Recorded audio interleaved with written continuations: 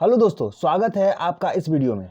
दोस्तों, आज की इस वीडियो में हम लोग थेल्स प्रमेय और आधारभूत अनुपातिकता प्रमेय क्या होता है और इसको सिद्ध कैसे किया जाता है वह सीखने वाले हैं। तो आइए दोस्तों, सबसे पहले जानते हैं थेल्स प्रमेय होता क्या है।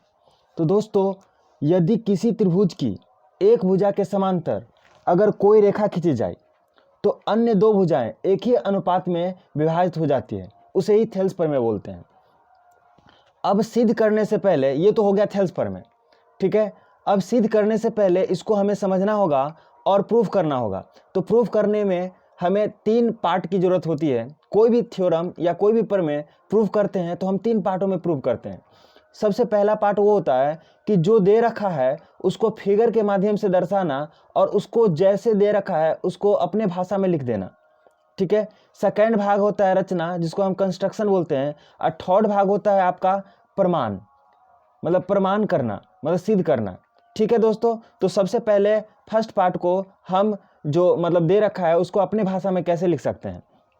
तो दे रखा है, यदि किसी त्रिभुज की एक भुजा के समांतर कोई रेखा खींची जाए, किसी त्रिभुज में अगर कोई त्रिभुज के भुजा के समांतर कोई रेखा खींची जाए तो अन्य दो भुजा जो बचा वो समान अनुपात में विभाजित हो जाती है। आइए इसको हमने फिगर में ड्रॉ कर लिया है। एक त्रिभुज लिया है ABC और DE जो BC के समांतर खींचा गया है, ठीक है। इसी बात को हमने यहाँ लिखा है। माना कि ABC एक त्रिभुज है जिसमें BC समांतर DE दिया है, ठीक है, जो AB और AC को क्रमशः D और E बिंदु पर मिलती है। जैसा कि आपको दिख रहा है, AB को D पे और AC को E पे मिलती हुई।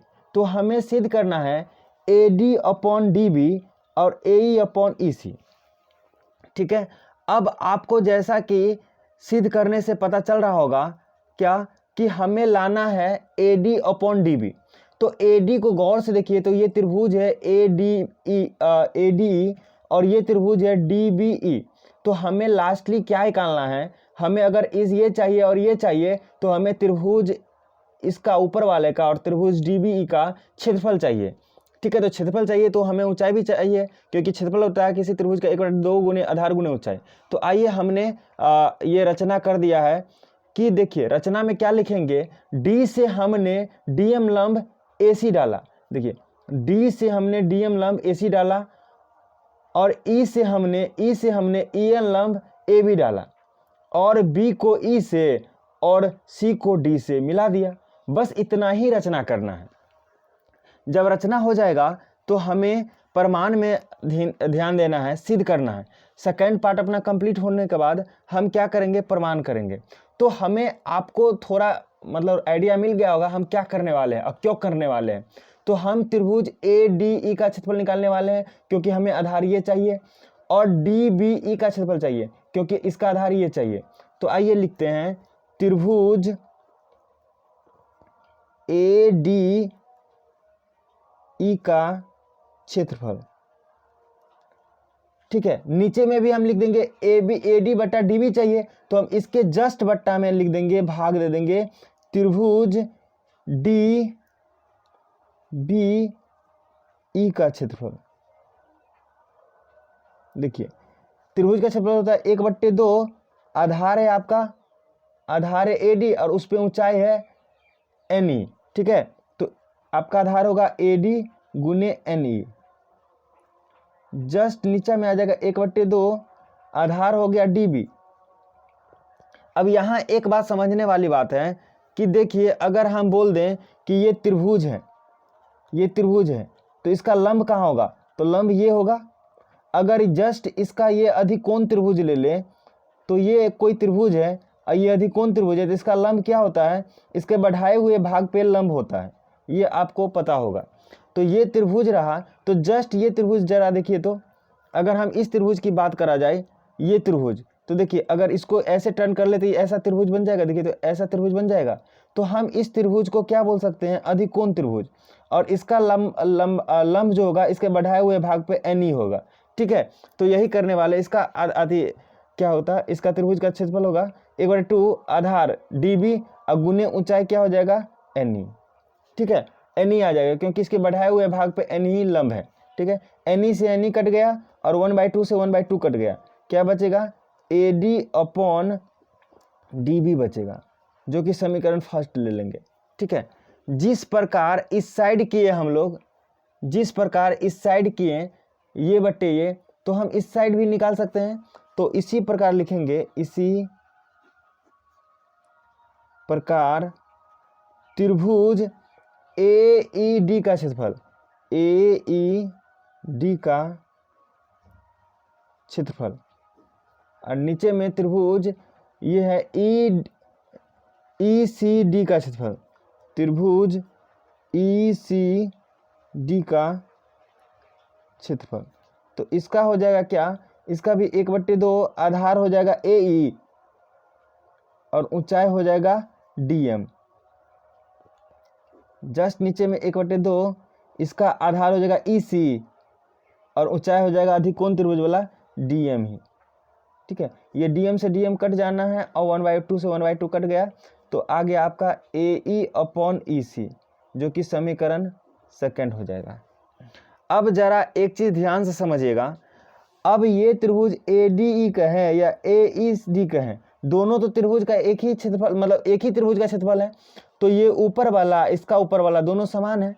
अब हमें ये बट्टे ये सिद्ध करना है, काश हमें ये नीचे वाला क्षेत्रफल जो हम बोल सकते हैं त्रिभुज DBE और ECD का क्षेत्रफल अगर इक्वल हो जाए, तो ये दोनों क्या हो जाएगा, समीकरण 1 और समीकरण दोनों क्या हो जाएगा, इक्वल हो जाएगा, इसीलिए ये प्रूफ आ जाएगा। तो अब क्या क्या दे रखा है हम वो यूज करेंगे। अब ध्यान से देखिए, इसमें क्वेश्चन में पहले ही बोल दे रखा है कि ये दोनों क्या है, समांतर है, ये दोनों क्या है, समांतर है, तो इसका ही यूज करेंगे हम। जरा देखिए, चूंकि BC समांतर DE दे रखा है, इसीलिए अब आपको एक चीज ध्यान देना होगा, क्या अगर एक ही समांतर जोड़ी, एक ही मतलब एक समांतर जोड़ी हो और उसमें जो बना त्रिभुज एक ही आधार पे होगा ना, दोनों का त्रिभुज का क्षेत्रफल क्या होगा, देखिए एक ही आधार है और ये भी त्रिभुज है और ये भी त्रिभुज है, तो दोनों का क्षेत्रफल क्या हो जाएगा, बराबर हो जाएगा, इक्वल हो जाएगा। तो हम लिख सकते हैं यहाँ त्रिभुज, देखिए अब ये कैसे बोल रहे हैं, ये दोनों समांतर है और ये आधार जो D है इस पे भी ये त्रिभुज बना हुआ है और इसी पे ये भी त्रिभुज बना है, जिस त्रिभुज का नाम है DBE। तो DBE का क्षेत्रफल त्रिभुज देखिए ECD का क्षेत्रफल के बराबर होगा। क्यों होगा, क्योंकि एक ही समांतर जोड़ी और एक ही आधार पर है। इस बात को हम यहाँ भी लिख सकते हैं, ये समीकरण थर्ड हो गया, तीसरा हो गया। ठीक है, इस बात को हम ऐसे लिख सकते हैं, क्योंकि समान आधार और एक ही जोड़ी समांतर रेखाओं के बीच स्थित त्रिभुज का क्षेत्रफल बराबर होता है। ठीक है, यहां से हम ये बात लिख सकते हैं। अब जरा देखिए कि हमें केवल ये और ये इक्वल करना था, तो समीकरण 1, समीकरण 2 और समीकरण 3 मिलाकर सारे क्या हो गया, इक्वल हो गया। ठीक है, तो हम यहां लिख सकते हैं समीकरण फर्स्ट कॉमा समीकरण सेकंड और समीकरण थर्ड से क्या हो जाएगा, त्रिभुज ADE देखिए ना, ADE का क्षेत्रफल बट्टे त्रिभुज DBE का क्षेत्रफल बराबर है त्रिभुज AED का क्षेत्रफल बट्टे त्रिभुज ECD का क्षेत्रफल। अब इसका क्या आया है, इसका समीकरण 1 में आया है क्या, तो AD/DB, देखिए AD/DB, तो इसको हम लिख सकते हैं AD/DB और इसको लिख सकते हैं AE/DB।